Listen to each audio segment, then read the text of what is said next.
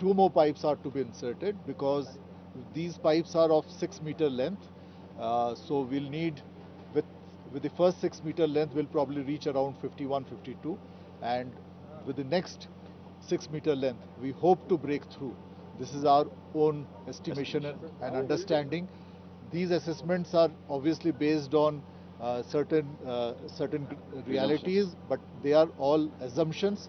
So it's not to be taken exactly, but we hope to be there somewhere. Sir GPR वाली बात पूरी कर लेते हैं। जीपीआर में जो आपने पाया कि 5 मीटर कोई ऐसा ऑब्जेक्ट नहीं मिलने वाला है, वो थोड़ा आसान रहेगा।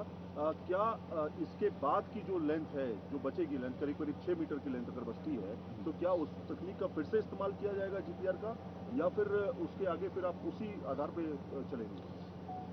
आपका जो सवाल था बहुत सही सवाल है, क्योंकि अभी तो हम 5.4 मीटर एग्जैक्टली हम रीड कर पाए ये ग्राउंड पेनेट्रेटिंग रडार से। और जैसे मैंने बोला था, मैनुअली भी जो बंदा गया, पाइप काटा, उसने वहाँ साफ सफाई की, उसने भी देखा हाथ डाल के मलबा में, 1-1.25 मीटर तक हाथ शायद जा पाएगा, तो उसमें उसको और कोई नहीं मिले। जो एकाक उसको रॉड वगैरह मिला था वो निकाल के ले आया। तो हम ये उम्मीद करते हैं कि ये 5 मीटर हम ज़रा तेज़ी से आगे बढ़े। उसके बाद का उस कंडीशन देख के हम, इट इज़ पॉसिबल कि हम ग्राउंड पेनेट्रेटिंग रडार का फिर से इस्तेमाल करें। लोगों के एक्सपीरियंस भी हैं और बहुत सारे दूसरे सेंस भी होता है, मशीन क्या फील कर रहा है, कितना प्रेशर पे है, कितना टॉर्क पे है, ये सब पैरामीटर्स देखते हुए हम आगे का डिसीजन लेंगे। इसमें जैसे सर ने कहा एक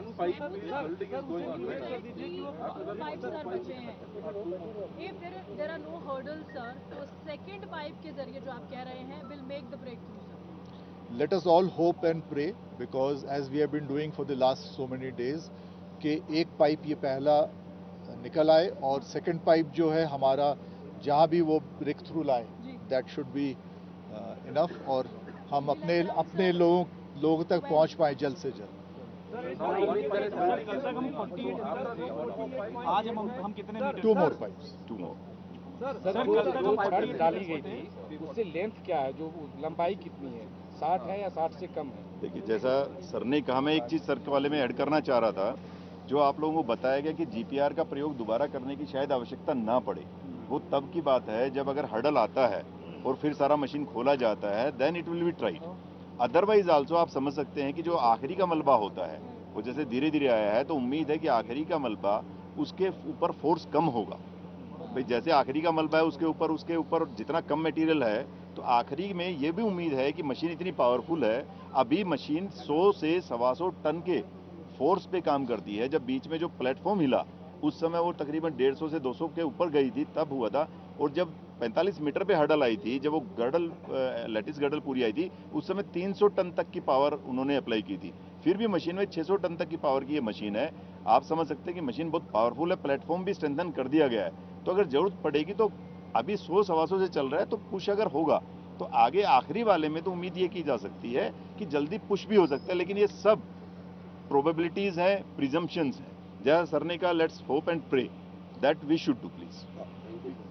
बाधाएं और अड़चनें कभी भी आ सकती हैं, ये लेकिन उम्मीद रखें। वही है जो कल था, उसमें बताया पाइप काटना पड़ा है कुछ। 46.8 मान सकते हैं, 46.8 हुआ है। हाँ जी, 1.2 दो नहीं 1.2 वो आपको शेयर कर दी जा रही है। हम तैयार हैं, और भी हमारे पास पाइप है, बट उम्मीद रखिए कि और पाइप की जरूरत ना पड़े, 2 पाइप में हम ब्रेक थ्रू कर पाएं।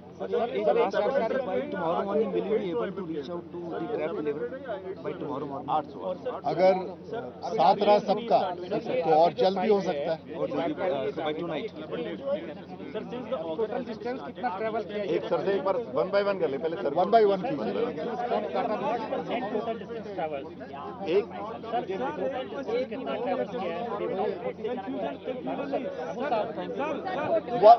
अगर आप 1 by 1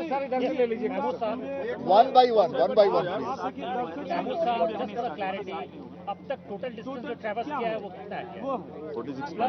46.8 जैसे नीरज जी ने बताया आपको कि हम 48 तक पहुंचे थे, लेकिन उसके बाद हमने 1.2 मीटर, क्योंकि वो आगे का हिस्सा बेंड हुआ था, तो हमने 1.2 मीटर काट के हटाया, तो वी आर बैक। तो हम अभी 46.8 पे हैं। शुक्रिया। फोटोज अभी भिजवा दें, आपके मीडिया ग्रुप में फोटो सारे आ जाएंगे।